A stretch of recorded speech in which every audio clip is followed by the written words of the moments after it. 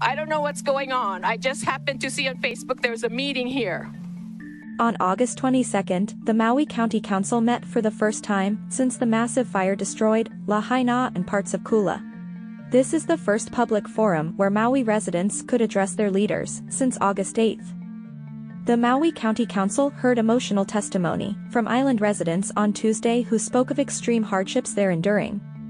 We busted our ass, and this is what we get. No water, no warning, and everybody talking about the satellite city before the fire. Well, hey, Jeff Bezos, you got what you wanted. Oprah, you got what you wanted. Fuck us all over. That's what happened. Okay. We need help in Lahaina, because all we got so far was $700, and we don't know who to call or anything.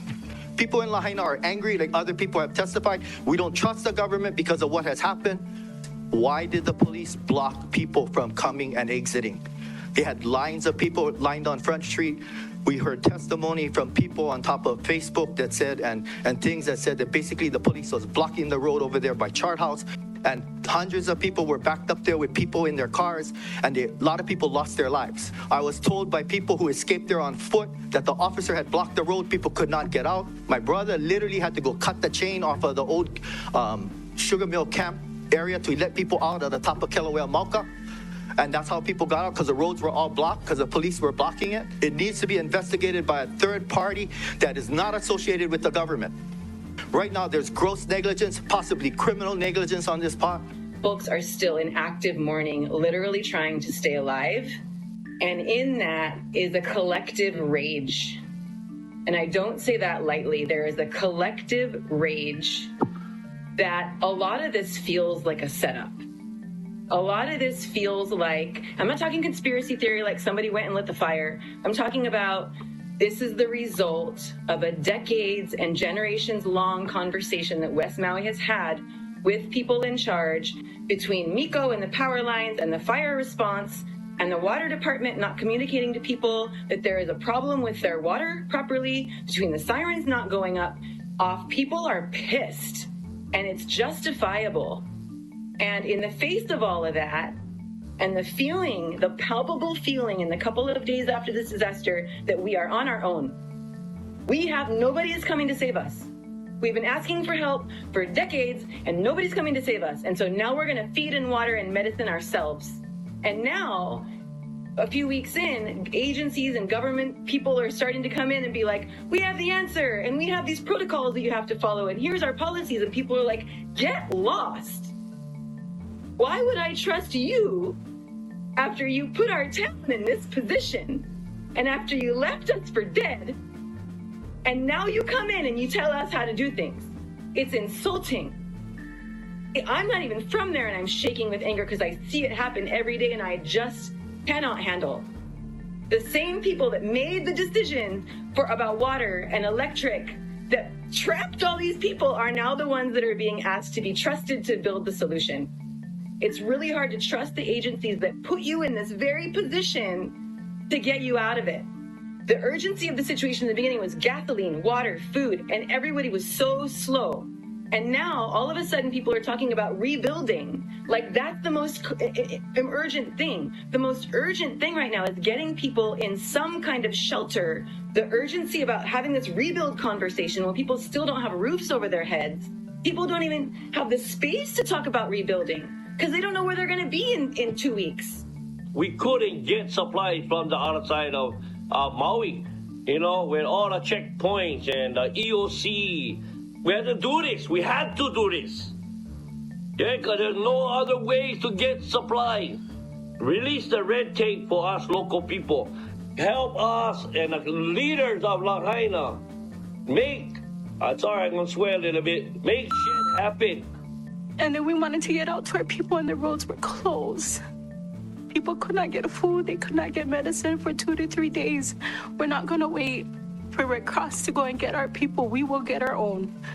People are still grieving. They're in shock. They don't even know how to fill out paperwork. Oh, please, can you go online and get your numbers? They don't know how to do that. They don't have access. They don't have internet. Half of those people, when they had to go get help, They evacuated, but they didn't know we have hubs at Lahaina Gateway or in Napili. What are they going to do? Walk 30 minutes to get there? I lost my office building in town and family property. And I want you to know, there's families hiding.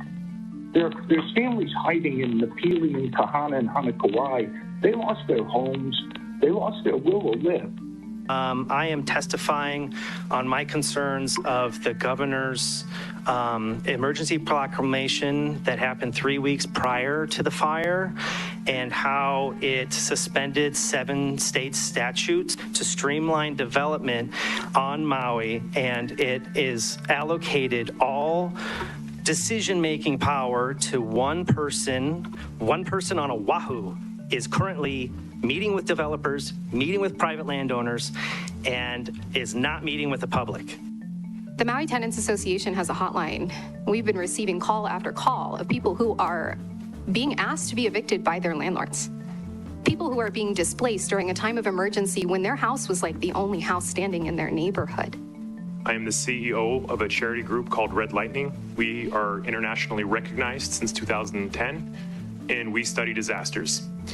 In our response, we had difficulty getting into the disaster zone originally. There were checkpoints set up. We were trying to bring these systems in. We were turned around a couple times. I have made every effort to become a member of the EOC, to coordinate with them, and I've been turned around every time. And people are living there with no connectivity, and they can't call if they have an emergency, and you are turned away from putting in a Starlink so that they could be able to call for help if they need it. That is correct. We were told that because we're not recognized by the EOC, we do not have access. I think there was one in Kahoma Village. It's sort of down by Front Street. We were denied there as well. There were a number of families that asked for help. We could not reach them. We were blocked out from coming back into Lahaina. I was blocked out several days. I could not come in. There was chaos. People was rioting at the stops. We're wondering what's on those documents for FEMA, and we're afraid to sign documents because right after that, the governor says, "Oh, I'm going to take the land." Right? He's talking about the state wants to purchase all this land and come in and open it for the working class and also work for memorial and things like that. Who the hell does he think that he should get this land? This land belongs to the people already. Okay. The government is liable for this, grossly negligent, at least if not criminally negligent, right? And they should clean up all that land, restore that land to the people who own that, because they failed here. They failed. The government failed. I, as well as my ohana, are survivors of the Lahaina fire that happened on 8/8. I left my house with just the clothes on my back. Personally, as a victim, it takes a lot to get through one task in a day. Knowing that people are making decisions for us is hard because although some may be in our best interest of our communities, others may not. I've been working with the Monomedics, which I co-founded in 2017. And we've been working as the medical branch of Maui Rapid Response. And we're trying to bring some little sense of stability and calm in a very, very frenetic situation. I've been doing this for 13 years. I've never seen a local response like this ever. I've done it all over the world. I've never seen it like here for the Hawaiian people. But today, I'm standing before you and speaking on behalf of the vulnerable people who cannot make it to the hubs. We have placed about 70 Starlink units. We have another 53 on order. I'm going to give you the name and the number of our operations manager, and as well as Tamara. We work very, very closely with her. If you know of anybody who is vulnerable and has been cut off and is unable to communicate, we want to know who they are, so we can get them set up and that they can at least make requests for things that they need: medicine, water, food, things of that nature. On the agenda was Resolution 23-194, which proposes developing a comprehensive recovery and resilience plan. After the break, the Council reconvened and referred the resolution to the Council's Government Relations, Ethics and Transparency Committee for further deliberation. That committee will engage in extensive outreach so that they can hear from as many people as possible.